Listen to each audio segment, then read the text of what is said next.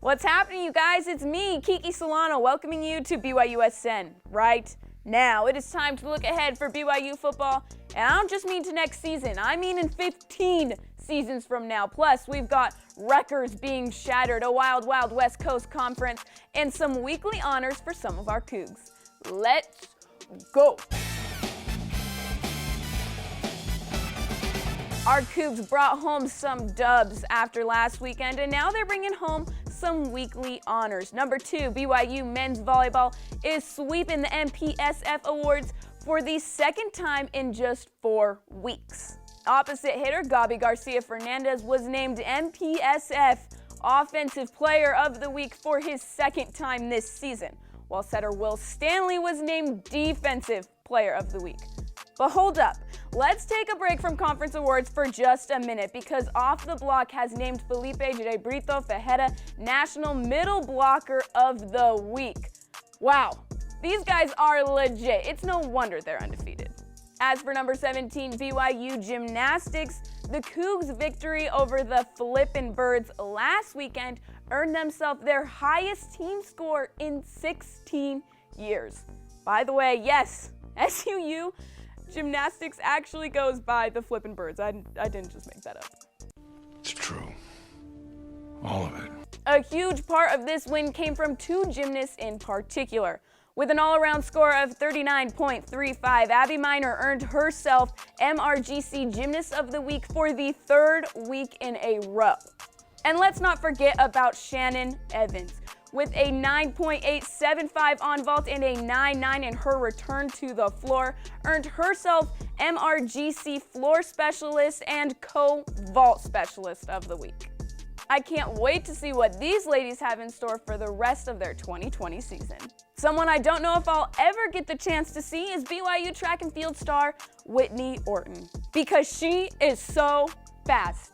Blink and you might miss her.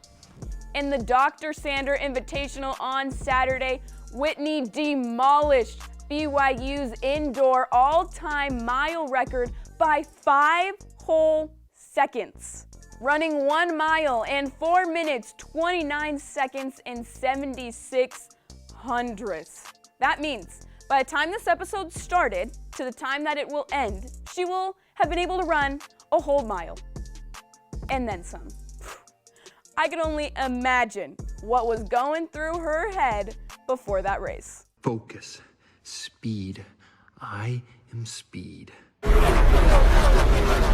Whitney and the rest of women's track and field are now ranked number 25 in USTF CCCA's Week 1 standings. Now for BYU hoops. In the latest KenPom rankings, our Cougs are at number 19. Last week, we were at number 21. Then, after a devastating loss to San Francisco, we moved to number 23. And, well, we haven't done anything since then, but here we are at number 19. So some other teams' losses may have helped us out there, but I'll take it. Standings are always kind of a roller coaster, but BYU's been on a roller coaster of their own ever since the offseason. Injuries have played a big part in that, so let's get an update. In an interview with the Deseret News, Gavin Baxter, who was expected to be out all season with a shoulder injury, says he's not ruling out a return this season. That all being said, it really comes down to what the doctor has to say about it. So, TBD on that. Now, before we leave basketball, I have to bring up what happened last night on BYU basketball with Mark Pope. I look like I'm from a Western or something. Well, this is the Wild Wild West Coast Conference, and the guys are taking on Pepperdine tomorrow, so...